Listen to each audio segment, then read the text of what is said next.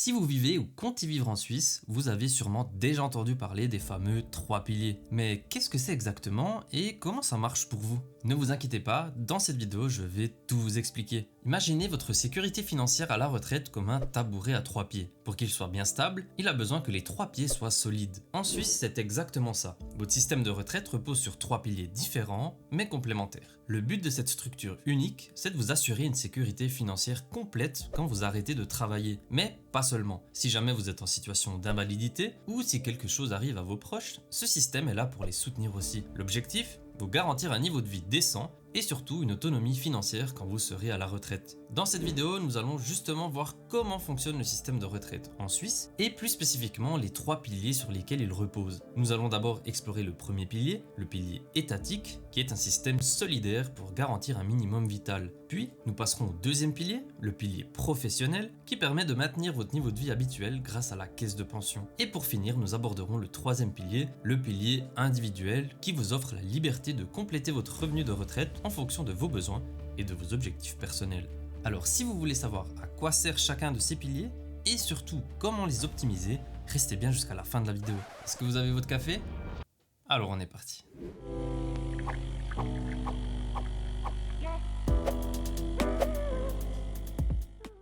Commençons par le tout premier pilier, le socle de notre prévoyance en Suisse. C'est en quelque sorte une assurance obligatoire pour tout le monde, universelle et basée sur la solidarité. Son objectif principal, c'est de garantir la couverture de vos besoins vitaux. Ce pilier englobe plusieurs assurances importantes. L'AVS, c'est l'assurance vieillesse et survivant. L'AI, c'est l'assurance invalidité. Et puis il y a les prestations complémentaires, souvent appelées PC.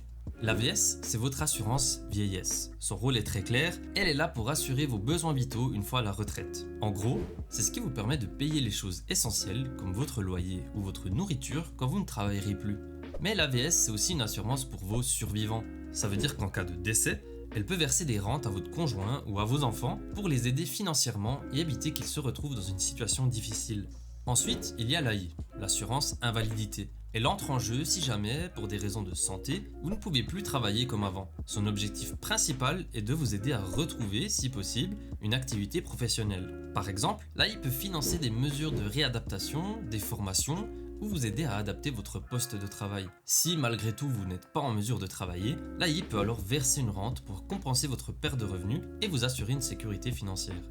Enfin, si jamais les rentes d'AVS ou de l'AI ne suffisent pas à couvrir vos besoins de base, il existe un dernier filet de sécurité, les prestations complémentaires. C'est une aide additionnelle financée par l'État qui intervient pour s'assurer que personne ne tombe sous le seuil de pauvreté une fois à la retraite ou en cas d'invalidité. C'est une aide importante pour garantir un minimum vital à chacun.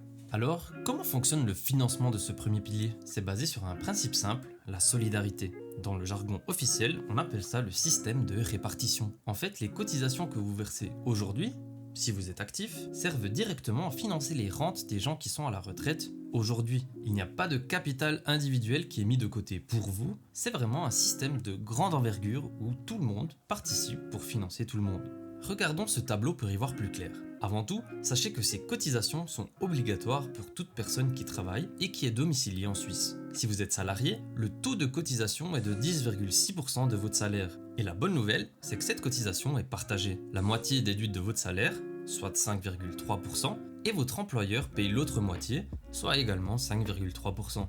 Les frais administratifs, eux, sont entièrement pris en charge par votre employeur. Et quand commence cette obligation de cotiser?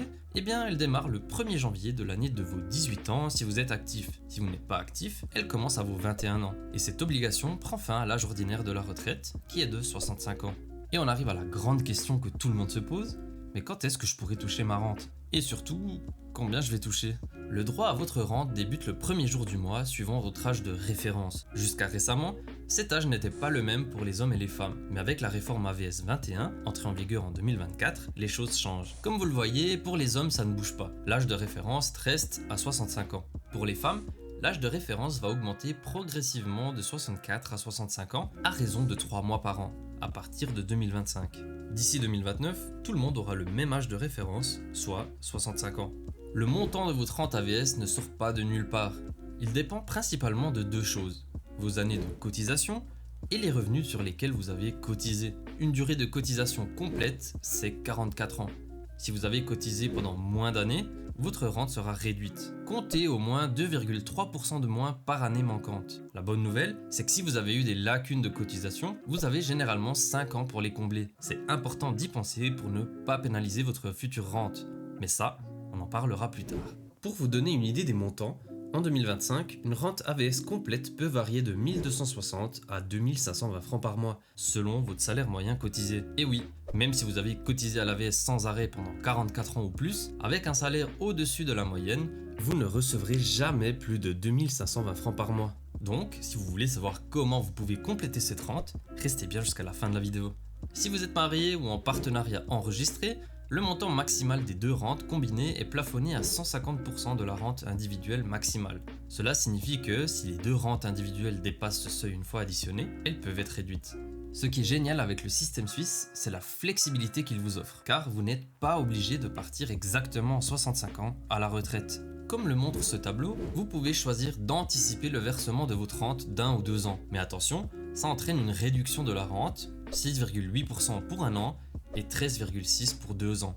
A l'inverse, vous pouvez décider d'ajourner, c'est-à-dire de retarder le versement de votre rente jusqu'à 5 ans maximum. Là, c'est l'inverse. Votre rente sera plus élevée. Par exemple, l'ajournement d'1 an augmente la rente de 5,2% et de 5 ans de 31,5%. Et depuis la réforme AVS 21, il y a une super nouveauté, le retrait partiel. Vous pouvez percevoir votre rente de vieillesse petit à petit, entre 20 et 80% de la rente complète, en 3 étapes maximum. C'est idéal si vous voulez réduire votre temps de travail progressivement entre 63 et 70 ans. Si le premier pilier, l'AVS, assure vos besoins vitaux, le deuxième pilier, ou la LPP, vient le compléter de manière cruciale. Son rôle, c'est de vous permettre de maintenir votre niveau de vie lorsque vous partirez à la retraite. L'idée est simple, ne pas vous retrouver avec une retraite qui ne vous permet pas de vivre comme avant. L'objectif principal du deuxième pilier, appelé aussi la prévoyance professionnelle, ou LPP, est de garantir qu'avec l'AVS, vous receviez environ 60% de votre dernier salaire une fois à la retraite. C'est un chiffre clé à retenir pour vous donner une idée de votre future pension. Mais la LPP ne se limite pas à la retraite. De façon similaire au premier pilier, elle vous protège également contre d'autres coups durs de la vie. En cas d'invalidité, elle assure un soutien financier. Et en cas de décès, elle prévoit des prestations pour vos proches et ayants droit, leur assurant ainsi une certaine sécurité financière.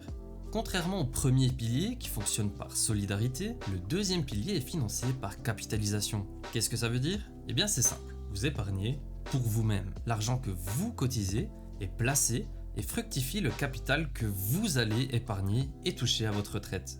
Ces cotisations sont obligatoires pour tous les salariés dont le revenu annuel dépasse un certain seuil. En 2025, ce seuil est fixé à 22 680 francs suisses. Comme vous le voyez dans le tableau, les cotisations sont partagées entre vous, l'employé, et votre employeur. La règle est que votre employeur doit payer au minimum la moitié de votre cotisation totale. C'est un avantage non négligeable. Les taux de cotisation ne sont pas les mêmes pour tout le monde. Ils varient en fonction de votre âge, car plus vous êtes jeune, plus vous avez de temps pour capitaliser. Par exemple, entre 25 et 34 ans, les taux sont autour de 7%. Ils peuvent monter jusqu'à 18% pour les 55 à 65 ans. Vos cotisations sont directement déduites de votre salaire par votre employeur et versées à votre caisse de pension. C'est un processus automatique et très simple pour vous.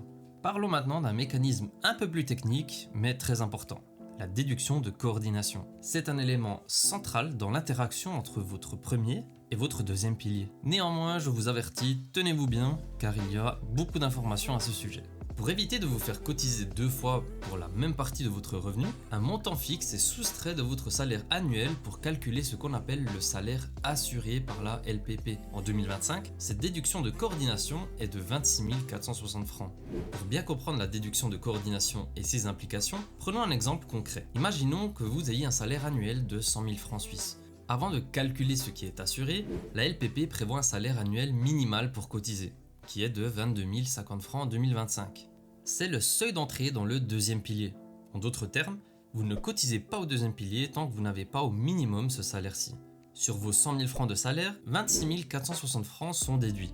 Cela signifie que le salaire LPP coordonné est de 100 000 moins 26 460 et donc 73 540 francs. C'est sur cette partie de votre salaire que les cotisations obligatoires LPP seront calculées. Cependant, la LPP ne couvre pas l'intégralité des salaires les plus élevés. Il existe un plafond pour le salaire obligatoire assuré. En 2025, ce plafond est fixé à 90 720 francs. Ce montant est calculé à partir du salaire maximum LPP, 90 720 francs, moins la déduction de coordination de 26 460 francs, ce qui donne un salaire coordonné maximal de 64 260 francs. Dans notre exemple, votre salaire coordonné de 73 540 francs est supérieur au salaire coordonné maximal de 64 260 francs. Cela signifie qu'une partie de votre salaire est au-delà de ce que couvre le régime obligatoire. Et c'est justement là qu'intervient le régime surobligatoire. Il permet aux entreprises d'assurer une partie de votre salaire qui dépasse le plafond LPP obligatoire.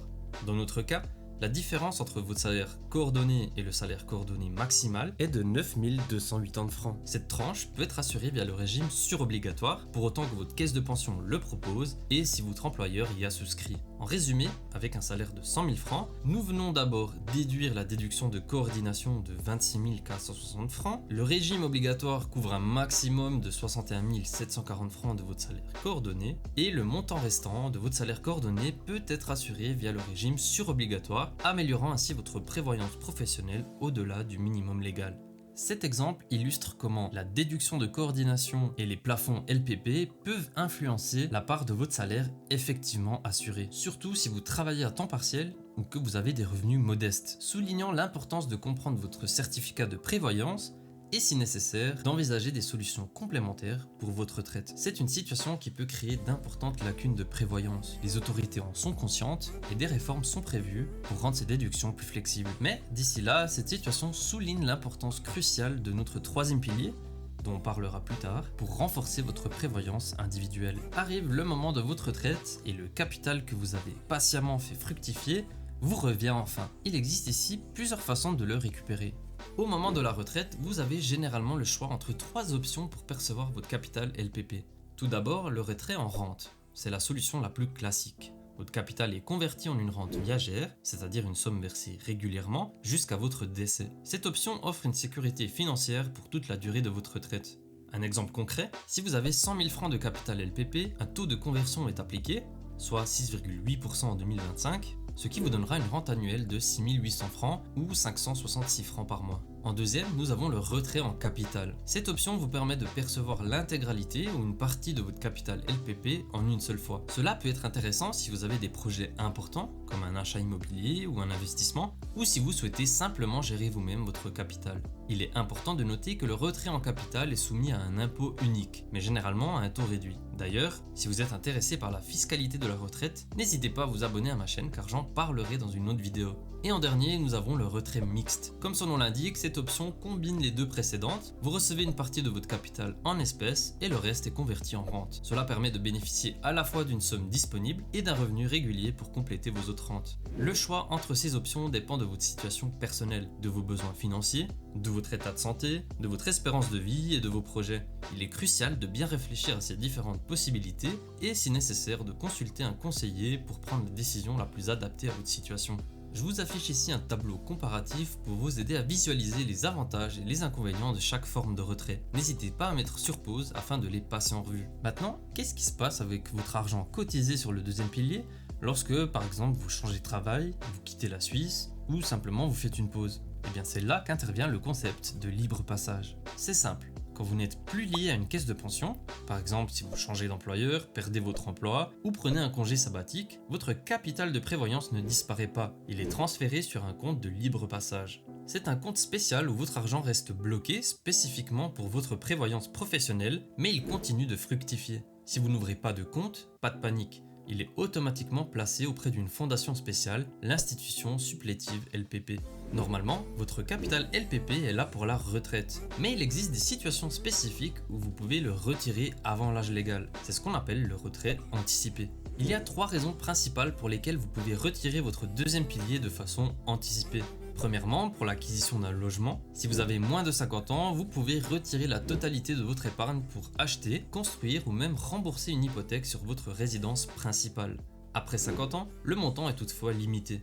Mais attention, le consentement de votre conjoint est toujours requis et si vous vendez ce bien plus tard, vous devrez normalement rembourser le capital à votre caisse de pension. Si vous décidez de vous mettre à votre compte et de devenir indépendant, vous avez également la possibilité de retirer votre capital LPP. Ce retrait doit se faire dans l'année qui suit le début de votre activité et là encore, le consentement de votre conjoint est nécessaire. En cas de départ définitif de la Suisse, la règle dépend de votre destination. Si vous partez vers un pays hors Union Européenne ou AELE, vous pouvez retirer l'intégralité de votre capital. Par contre, si vous déménagez dans un pays de l'UE ou de l'AELE, seule la partie de votre capital qui dépasse le minimum légal peut être retirée. La partie obligatoire, elle, restera bloquée en Suisse jusqu'à l'âge de la retraite. Donc, réfléchissez bien à votre destination de départ avant de partir. Comme vous le voyez dans le tableau, les conditions sont strictes. Et souvent, le consentement de votre conjoint est requis. C'est un point très important à ne pas oublier. Le capital retiré est généralement soumis à un impôt unique dont on parlera dans une autre vidéo. Voici une astuce méconnue mais super efficace pour optimiser votre prévoyance LPP, les rachats. Un rachat, c'est le fait de verser volontairement de l'argent au sein de votre caisse de pension pour combler les éventuelles lacunes de prévoyance. Ces lacunes peuvent venir de périodes où vous n'avez pas cotisé, par exemple durant des études ou des séjours à l'étranger. Il est important de noter que le montant que vous pouvez racheter est toujours indiqué sur votre certificat de prévoyance. Au niveau des rachats, les avantages sont multiples et très intéressants. D'abord, vous améliorez vos prestations. Plus vous rachetez tôt, plus votre capital grossit grâce aux intérêts composés. Ensuite, l'avantage majeur, ce sont les économies d'impôts. Le montant que vous versez est entièrement déductible de votre revenu imposable et cela peut vous faire économiser des sommes très importantes chaque année. Vous pouvez même étaler ces rachats sur plusieurs années pour maximiser l'effet fiscal. Cependant, il y a un point d'attention important, le blocage des fonds. Si vous avez l'intention de faire un retrait anticipé de votre LPP, sachez qu'un rachat ne doit pas avoir été effectué dans les 3 années précédant ce retrait. Si cette règle n'est pas respectée, l'AFC peut récupérer les impôts que vous aviez économisés. Ouf, je sais, ça fait beaucoup d'informations, mais rassurez-vous, on arrive gentiment au bout.